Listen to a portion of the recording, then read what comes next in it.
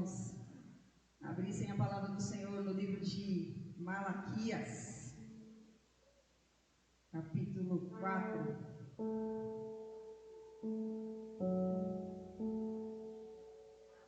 Glória a Deus. Malaquias, capítulo 4, versículo 2.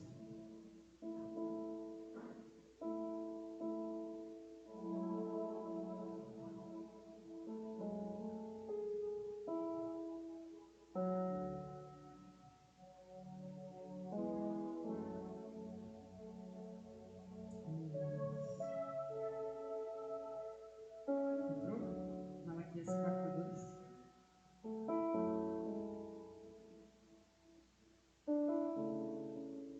Diz assim: mas para você que temeu o meu nome, o sol da justiça se levantará, trazendo cura em suas asas. Vocês sairão e saltarão de alegria, como bezerros soltos no pasto. Feche seus olhos, Senhor. Eu posso sentir a Tua presença aqui, Deus. Eu sinto a Tua presença, Senhor, neste lugar, Deus. Tua doce e maravilhosa presença. Deus, que a Tua palavra venha trazer cura, libertação para as nossas vidas, Senhor, nesta noite. Que o Teu Espírito Santo, Pai, possa nos revelar a cada um, Senhor, a porção que é necessária. Em nome de Jesus. Amém. Glória a Deus.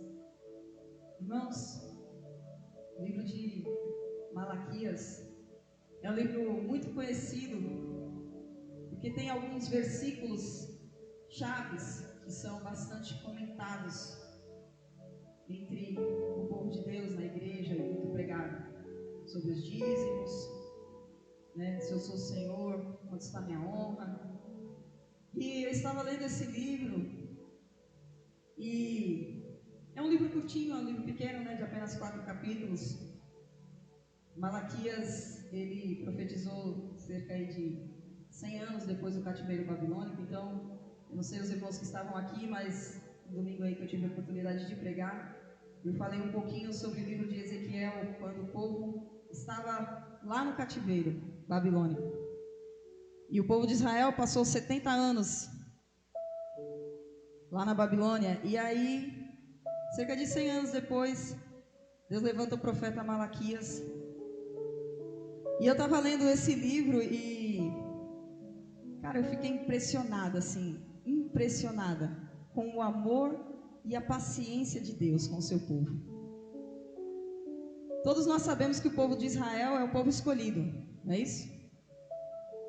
E eu fiquei assim, rapaz, Deus escolheu o povo de Israel, mas o povo de Israel pisava na bola direto com Deus.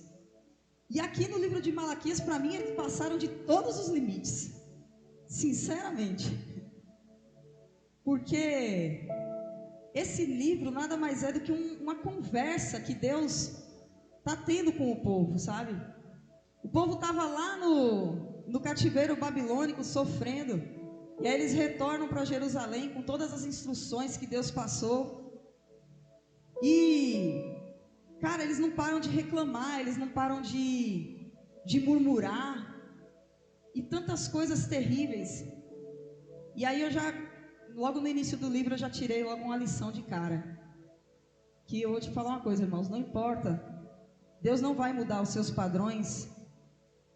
Mesmo que nós passemos por situações difíceis na nossa vida, tivemos uma infância difícil, ou qualquer que seja o problema que nós estejamos passando, Deus não muda os seus padrões.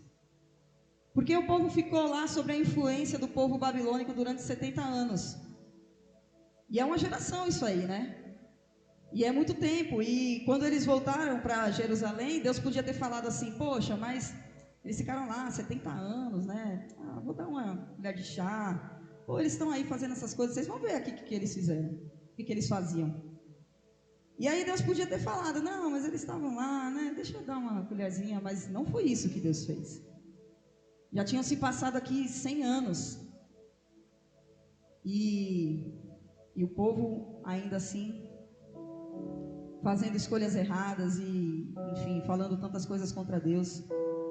Mas esse aqui é o povo escolhido, e eu fiquei pensando assim, falando: Deus, como é que pode um povo que o Senhor amou tanto, um povo que o Senhor separou, um povo que o Senhor tirou do Egito, o Senhor fez uma casa para eles, um povo que lá no livro de Ezequiel o Senhor falou que cuidaria deles, sabe, e explicou tudo direitinho para eles, como eles viveriam na terra de Jerusalém, onde seria o templo, sabe, quais seriam seus vizinhos e tudo mais, um povo que você guardou, um povo que você fez tantas promessas. Caramba, Deus deve ter se arrependido de ter escolhido esse povo. Se fosse eu, já tinha me arrependido, sinceramente, porque eu falava assim: nossa, esse pessoal aí, mas sabe, Deus não faz escolhas erradas, e se Deus escolheu esse povo, é esse povo que é certo. E se Deus escolheu a minha vida e a sua vida, é porque é a minha vida e a sua vida que é certa. Deus não se arrependeu em nenhum momento. Ele foi duro, mas Ele não se arrepende. Sabe, quando Ele te chama para uma obra que às vezes você não dá 100%, quando Deus te coloca num lugar e às vezes você não dá tanta importância, mesmo assim Ele não se arrepende de ter te colocado ali. Agora, pode ser que Ele seja duro com você, como Ele foi com esse povo. E no livro de João, no capítulo 15, eu encontrei uma palavra que diz assim: não foste vós que me escolhesse, não escolhesse a mim, pelo contrário, eu vos escolhi a vós outros e vos designei para que vades e deis frutos, e o vosso fruto permaneça, a fim de que tudo quanto pedirdes ao Pai em meu nome, Ele vos conceda. Sabe, irmãos, há sempre uma recompensa em obedecer a Deus. Guarde isso. Há sempre uma recompensa. Esse livro de João, ele diz assim: ó, você vai dar fruto, o seu fruto vai permanecer, a fim de que, agora, tudo que você pedir ao meu Pai em meu nome, Ele te concederá. Quando você for, quando você obedecer, aí você vai pedir ao meu Pai e Ele vai te conceder. Sempre obedecer ao Senhor vai gerar uma recompensa na nossa vida. E nós vamos ver aí mais para frente que essa recompensa, ela não fica só para nós, ela alcança gerações também. E o povo chamado de escolhido pisou várias vezes na bola com Deus, assim como nós também fazemos. Nós somos escolhidos, nós somos a igreja do Senhor, mas a gente pisa demais na bola, irmãos. A gente erra demais, a gente é muito omisso às vezes, sabe, a gente peca, consciente e inconscientemente. E assim aquele povo fazia. Mas olha como o amor de Deus é algo que nos constrange. O livro de Malaquias, ele começa logo no capítulo 1, no versículo 2. Ele é um livro de repreensão, o livro de Malaquias. Mas Deus começa falando com aquele povo: eu sempre te amei. É brincadeira? Deus começa logo dizendo: eu sempre vos amei. Quer ver? Vai lá no capítulo 1, versículo 2. Olha que coisa linda que Deus está falando. Ele diz assim, essa é a mensagem, né, o primeiro que o Senhor anunciou a Israel por meio do profeta Malaquias. Eu sempre amei vocês, diz o Senhor, mas vocês perguntam: de que maneira nos amou? Sabe, Deus nos ama, irmãos, e muitas vezes a gente não reconhece esse amor de Deus. Deus nos ama, mas muitas vezes a gente ainda se sente rejeitado. E aí eu te digo, por muitas vezes pelas experiências que a gente passou na vida, mas eu te digo, os princípios de Deus, os propósitos de Deus não mudam de acordo com as experiências que você viveu, de acordo com o seu passado, de acordo com o seu presente. Os propósitos de Deus não mudam, o amor de Deus não mudou. Mesmo aquele povo estando ali sem reconhecer, o amor de Deus não mudou. E como eu disse, o povo ficou lá 70 anos e recebeu muitas influências do povo da Babilônia. E é óbvio que eles estavam meio traumatizados aí, né? Mas dentro desse tempo que eles ficaram lá, eles aprenderam muita coisa com os babilônios. Mas eu quero te dizer uma coisa, irmãos: Deus, Ele amou tanto aquele povo, que mesmo com essas influências, ele disse para o povo: olha, os seus inimigos não vão prosperar contra você. E Deus estava magoado com aquele povo, Deus estava chateado com aquele povo.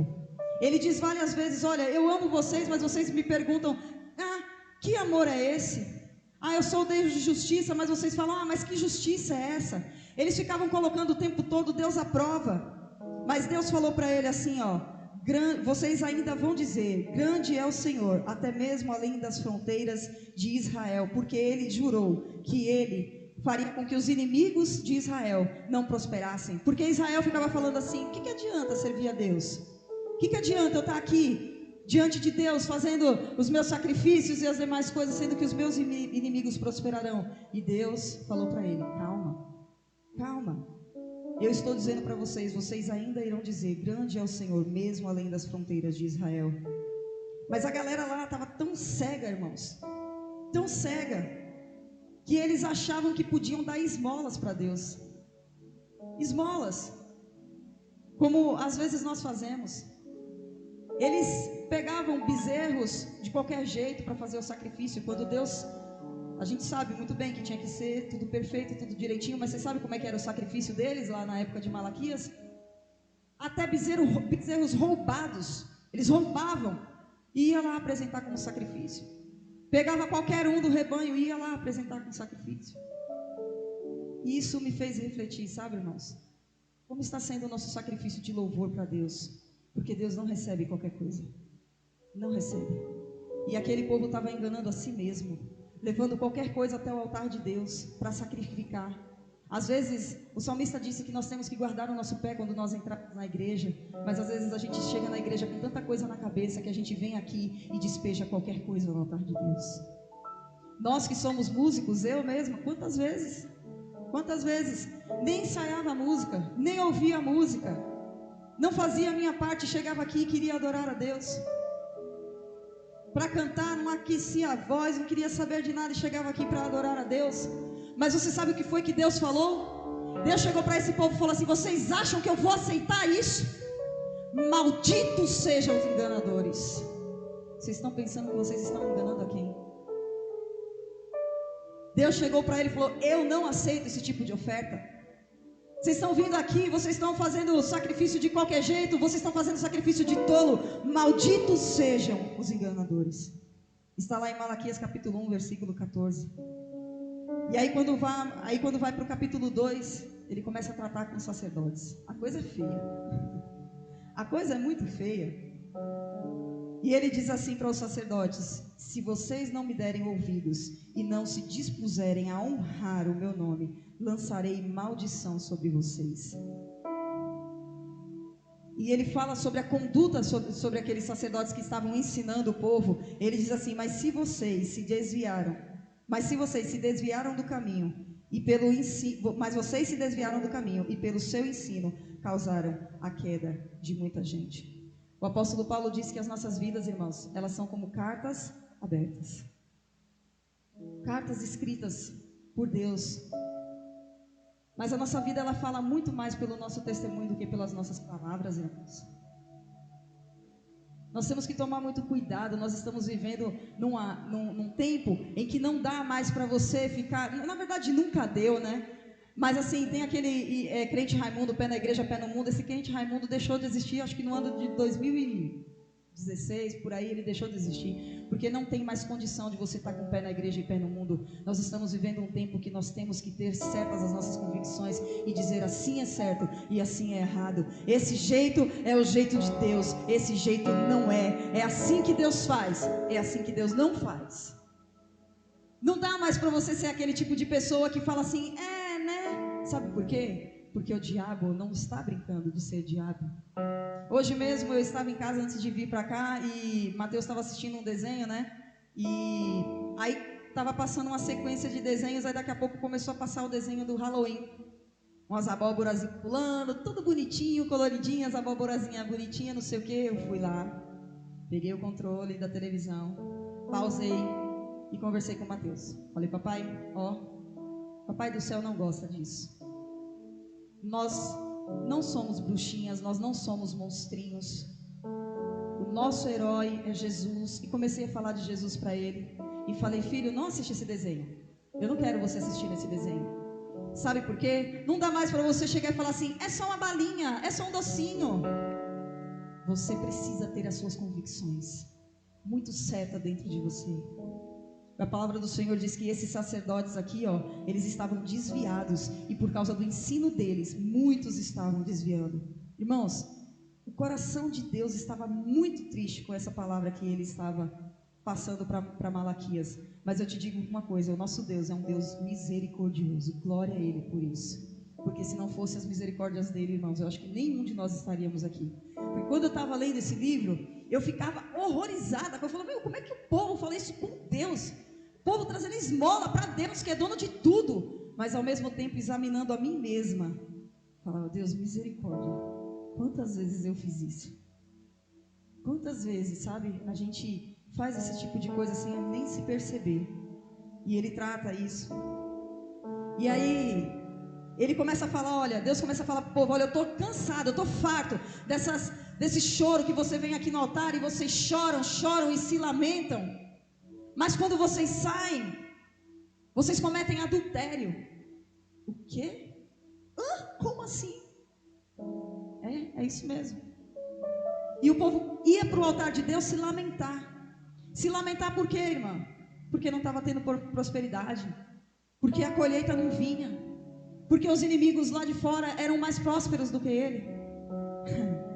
Mas a palavra de Deus é linda. E o que a Bíblia diz? De que se queixa o homem? Queixa-se dos seus próprios pecados. Agora me diga se não é assim que muitas vezes nós fazemos. O povo não dava dízimo, mas queria ser próspero. O povo ia, orava no altar de Deus, saía e ia adulterar, mas queria ser abençoado, irmã Estela. Não parece meio paradoxal isso? Mas é assim que às vezes a gente faz. A gente não dá o dízimo, mas a gente quer que Deus abençoe os nossos celeiros. A gente não planta direito, mas a gente quer colher. E esse povo aqui, eles estavam falando coisas terríveis, coisas afrontosas contra Deus. Eles diziam para Deus aqui, eles estavam dizendo assim: o que me adianta? O que me adianta? Será que vale a pena servir ao Senhor? Que petulância. E muitas vezes é assim que a gente faz, irmãos. Nós não podemos colocar a culpa em Deus do que estamos colhendo por causa dos nossos pecados. Não coloque. Se você está errando, não coloque a culpa em Deus. Se você está falhando, não coloque a culpa em Deus. Se você não tem orado muito, não coloque a culpa em Deus quando a unção não vier sobre você. Se você não está se preparando antes de vir para a igreja, não coloque a culpa em Deus quando você fala: fui para lá para a igreja, o culto estava frio. Na verdade, quem está frio é você. Não coloque a culpa em Deus dos seus próprios pecados. Não cometa os mesmos erros que esse povo aqui estava cometendo. E a palavra de Deus, ela diz lá no livro de Deuteronômio. Antes disso eu queria dizer, eles no versículo 14 do capítulo 13, eles diziam, né? É inútil servir a Deus. O que ganhamos obedecendo seus preceitos e andamos lamentando diante do Senhor dos Exércitos? Mas como eu disse, irmãos, obedecer a Deus não é inútil.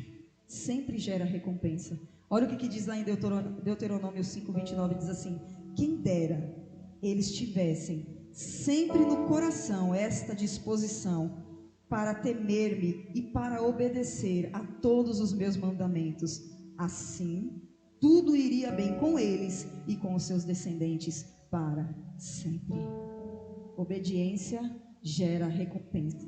E a palavra do Senhor nos garante aqui que essa recompensa não fica só para a gente. Quando um pai é temente a Deus, irmãos, ele ensina os seus filhos e os seus filhos vão colher os frutos.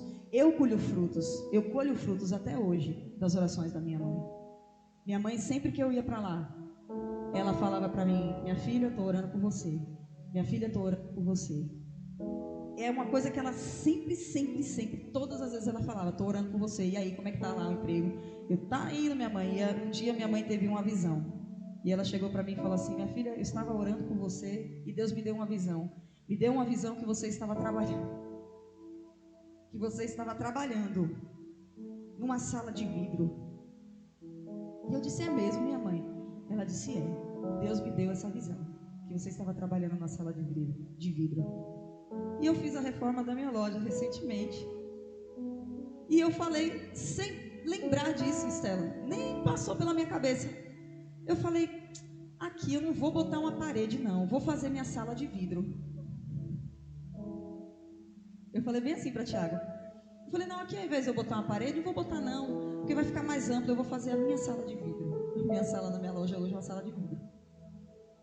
Minha mãe já faleceu, tem 8 anos, mas eu colho os frutos da oração dela. Porque era uma mulher que obedecia a Deus. Sabe, quando um pastor obedece a Deus, a bênção não fica só para ele, ela vem para a congregação. E por falar nisso, irmãos, se prepare, porque o vento de Deus está soprando nessa igreja. O vento de Deus vai soprar nessa igreja de uma maneira poderosa, de uma maneira que a gente nunca viu, porque Ele é poderoso, porque o sol da justiça vai nascer, vale a pena, irmãos, vale a pena, sabe, Mateus, como vocês sabem, ele tem autismo e quando a doutora ela falou, quando a neuro falou assim pra gente como seria o tratamento dele, no dia que eu tava lá na sala, cara, quando ela terminou de falar, eu saí de lá cansada, porque olha mãe, são 20 horas de terapia não sei o que lá, mais 5 horas de terapia não sei o que, mais 2 horas de terapia não sei o que, mais não sei o que, e eu fiquei pensando assim, cara, eu vou ter que levar ele para não sei o que na segunda, na terça, na quarta eu vou para não sei aonde, na quinta eu levo, aí tem não sei o que, tem a fono, e eu saí de lá da sala cansada. E por um ano mais ou menos, uns 2 anos, a gente não teve a aprovação do plano, né? E nós tivemos que ir pagando esse tratamento, porque o plano não tinha autorizado, a gente teve que entrar na justiça, foi um processo. E aí Mateus não falava, né? Mateus não falava, ele não falava, não atendia pelo nome. E aí a gente começou a fazer esse tratamento, pagando mesmo lá, e Deus dando condição, Deus abençoando. E assim, nesse 1 ano foi bem difícil porque tinha uma terapia que era perto de casa, mas tinha que levar 2 vezes não sei aonde, tinha que levar depois de 6 meses não sei aonde, aí depois teve um tratamento aqui, que tinha que botar não sei o que, tinha que levar não sei quanto. Eu sei que quase todo dia da semana, irmãos, era eu e o Thiago com o carro para cima e para baixo com o Mateus. Mas quando a gente, um belo dia, a gente estava em casa e ele pregou e falou bem assim para mim, ele falou, mamãe, quero biscoito. Bem assim, mamãe, quero biscoito. E eu olhei assim para Tiago e falei, vale a pena, eu faria de novo, eu faria mais, se precisar eu faço mais, porque vale a pena. E é isso que Deus está falando aqui, vale a pena. E quando você chegar na glória, e quando você se deparar com Deus, você vai dizer para Ele assim, eu queria ter feito mais, eu queria ter ido mais, eu queria ter me desgastado mais, eu queria ter aprendido mais. Porque o salmista Asaf, ele falou que os pés dele quase vacilaram quando ele olhou e falou assim, o ímpio tem muito mais do que eu estou aqui, eu sou servo do Senhor e estou sofrendo. Mas o ímpio, quando eu olho, ele está lá, está abastado. Poxa vida, ele tem muito mais. Eu vou sair da igreja.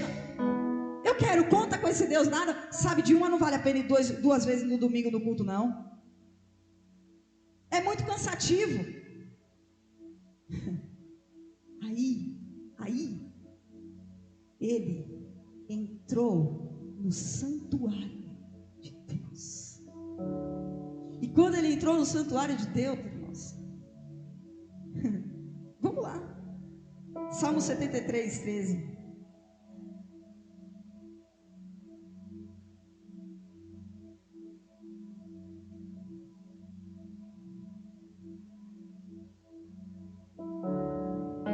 Salmo 73, 13 diz,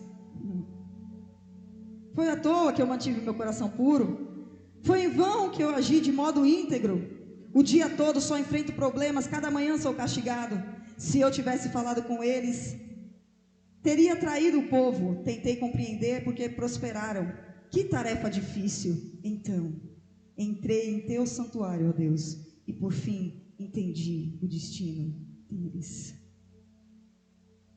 Irmãos, o versículo que nós lemos, ele diz assim, que nascerá o sol da justiça, para nós que somos o povo de Deus, para nós que somos escolhidos, para nós que tememos o nome dele.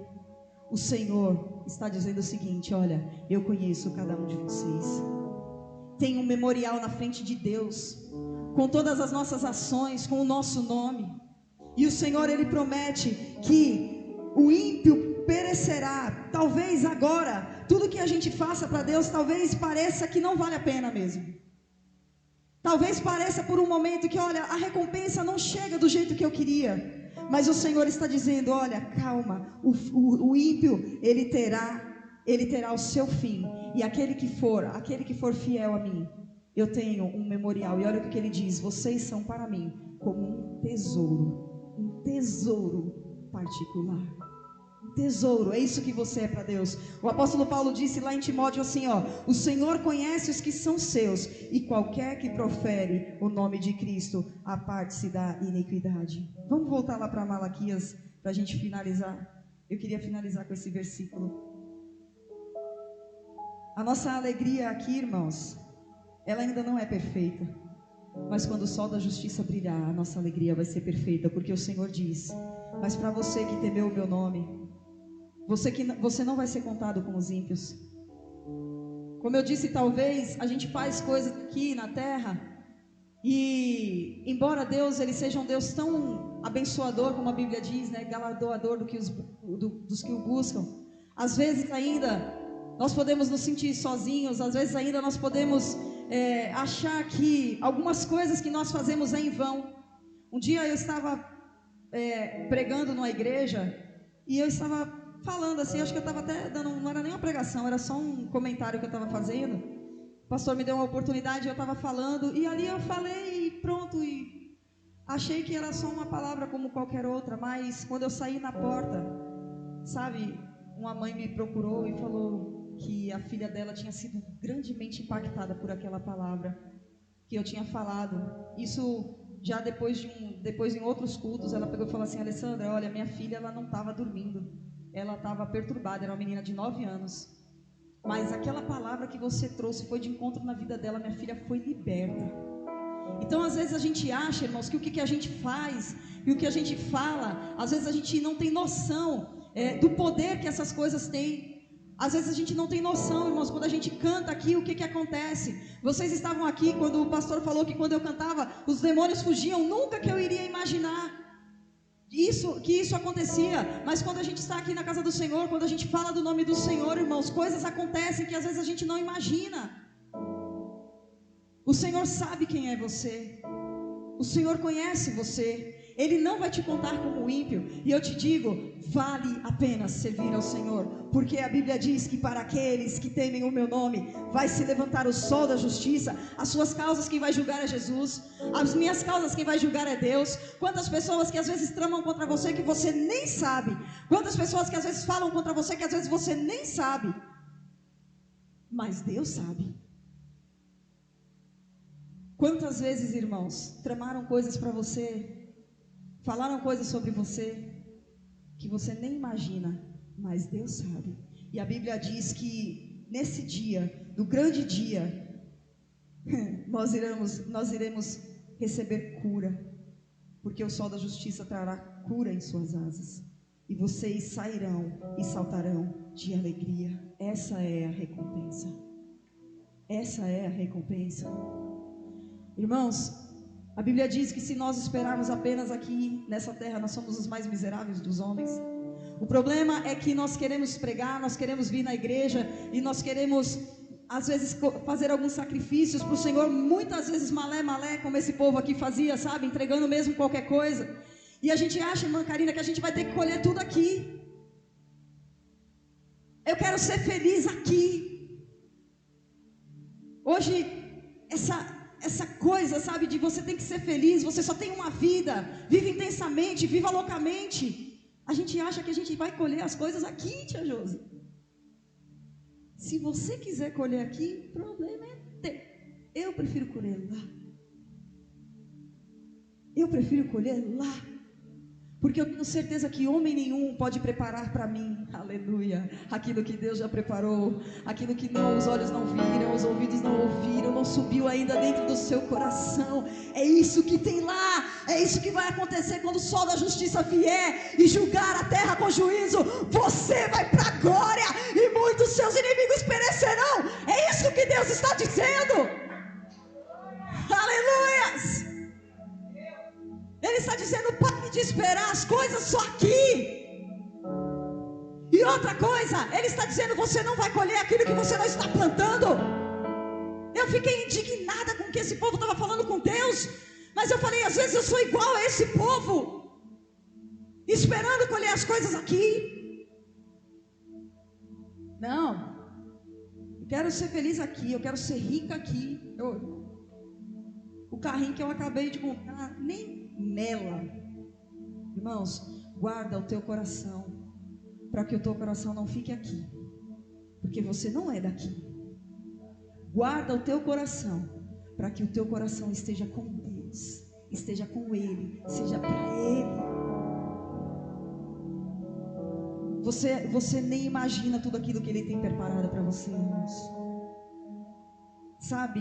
E eu não sei quanto a vocês, mas eu quero agradar o coração de Deus. Porque quando Malaquias escreveu isso, Deus estava extremamente chateado. Deus estava extremamente triste. E a Bíblia diz: não entristeçais o Espírito Santo de Deus. Quando Deus ele fala isso aqui, irmãos, eu entendo que Deus ele sente. Ele sente. Quando minha mãe faleceu, eu fiquei uns dias sem falar com Deus. Eu não conseguia orar, mas é porque eu não estava entendendo, eu não conseguia entender, sabe? Muitos questionamentos na minha vida, muitas coisas que eu sempre sonhei em dar para ela, em fazer por ela, né? Agora eu ia começar a poder, e bem nessa hora Deus levou minha mãe e eu fiquei sem falar com Deus. Mas eu creio que Deus entende isso, sabe? Deus entende o seu luto, Deus entende sua dor, Deus entende às vezes você está chateado, Deus entende. Mas uma coisa, irmãos, é você estar chateado e você ficar ali no seu canto e, olha, de boa, agora estou aqui e tal. Outra coisa é você ficar fazendo chantagemzinha com Deus. Isso entristece o coração de Deus, irmãos. Outra coisa é Deus falar com você e você virar a cara. Eu tenho certeza que aqui dentro dessa igreja tem muita gente que vira a cara para Deus. Sabe por quê? Me perdoe. Porque falta gente para muita coisa aqui. Falta gente para tocar, falta gente para mexer no som, falta gente para limpar a igreja, falta gente para fazer evento, falta gente para isso, falta gente para aquilo, falta gente para aquilo outro. Ah, é porque aqui, irmã Alessandra, não tem ninguém que tenha talento. Para! Vocês são extremamente talentosos. Se está faltando, é porque tem muita gente dizendo não. Porque o Espírito Santo fala. Eu duvido se não fala. E isso, irmãos, entristece o coração de Deus. Entristece. Porque mais pessoas trabalhando significam mais vidas sendo alcançadas.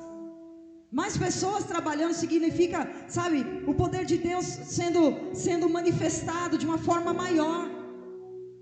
Isso entristece o coração de Deus. Eu queria que você se colocasse de pé.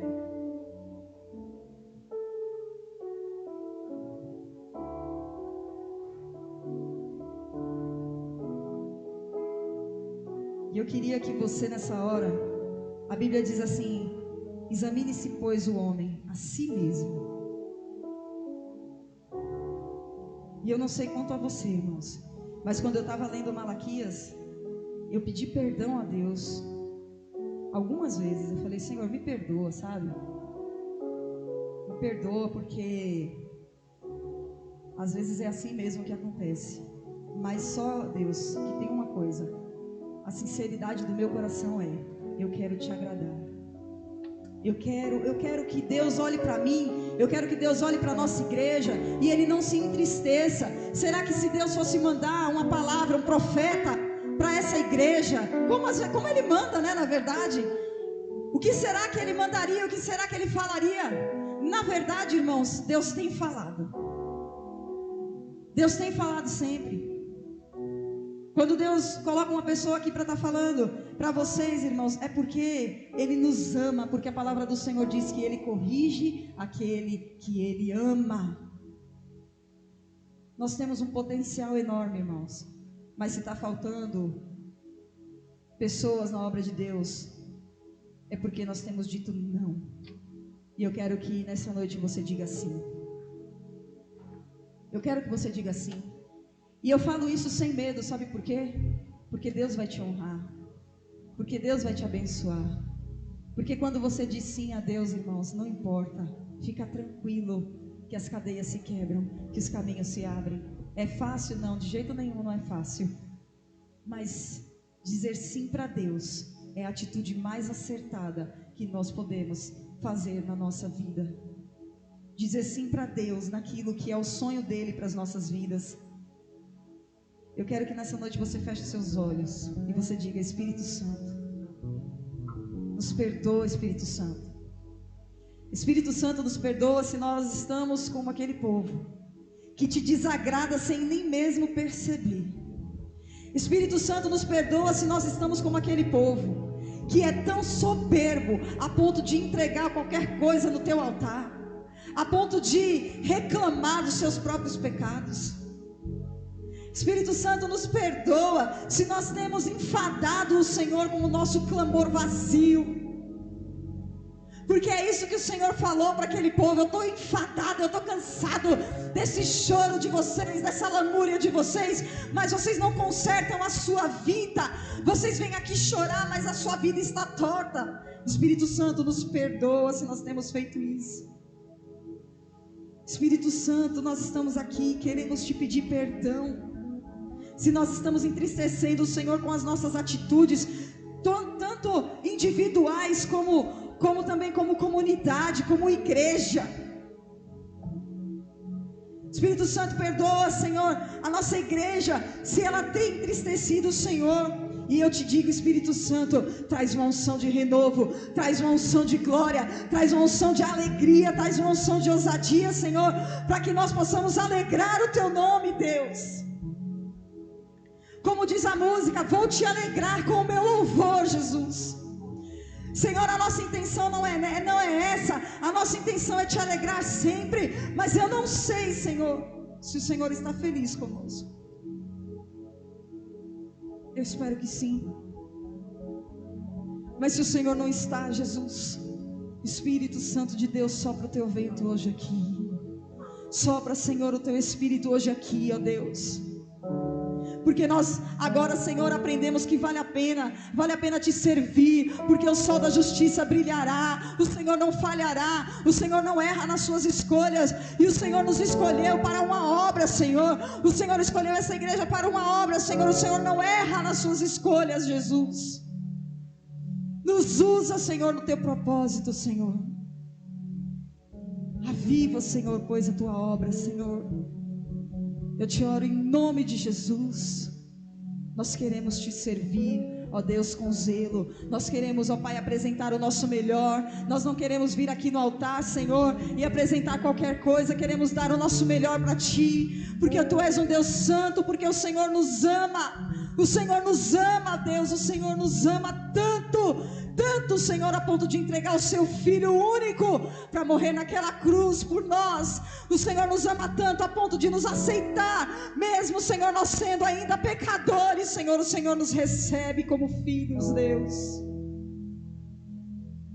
Deus, não há nada mais valioso do que esse amor, Senhor.